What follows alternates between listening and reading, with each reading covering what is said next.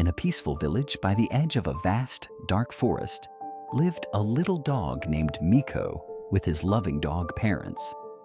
Miko was curious and full of energy, always sniffing around, chasing butterflies, and asking endless questions. But what fascinated him the most was the dark forest nearby. His parents often warned him not to go near it. It was wild, dangerous, and full of creatures unlike those in the village. But curiosity is hard to tame. Often when no one was looking, Miko would sneak past the tall grass and wander into the edge of the forest. When he chased a glowing firefly deep into the woods, that's when he met a little wolf about his size, with silver fur and sharp, curious eyes. At first they were cautious, but soon they began playing, chasing each other between trees and leaping over logs. The little dog and the little wolf, Miko and Lupo, became best friends. Day after day, Miko would sneak into the forest to meet Lupo. They explored hidden trails, shared food, and even howled at the moon together. They explored hidden trails in the forest, winding through ancient trees and sunlit clearings, and often shared food with each other, simple meals of bread and fruits that tasted better in the fresh, open air. One day, while playing deeper than ever before, they were ambushed by a pack of wild animals. Lupo growled and fought bravely, shielding Miko from danger.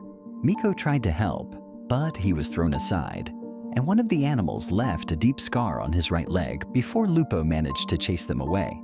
Shaken and limping, Miko never returned to the forest again.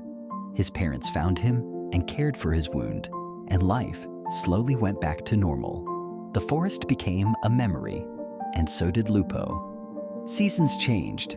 Miko grew older and stronger, but a part of him always missed his wild friend. One sunny morning, as Miko strolled by the edge of the forest, now only a place of distant memories, he saw a large figure. A big wolf with familiar silver fur. The wolf bared its teeth and growled, and Miko growled back, refusing to back down. But as they circled each other, the wolf suddenly froze, ears pricked, eyes widening in surprise. His sharp eyes locked onto the jagged scar running down Miko's right leg, a mark he knew too well.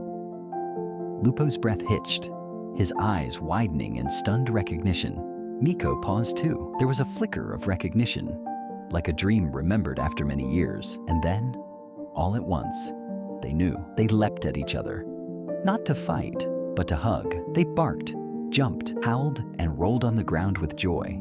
From that day on, Miko no longer needed to sneak. He and Lupo roamed the forest together once more, not as a secret, but as a joyful reunion of old friends rediscovered. And so the little dog and the wolf, no longer little, walked side by side, just like they did long ago.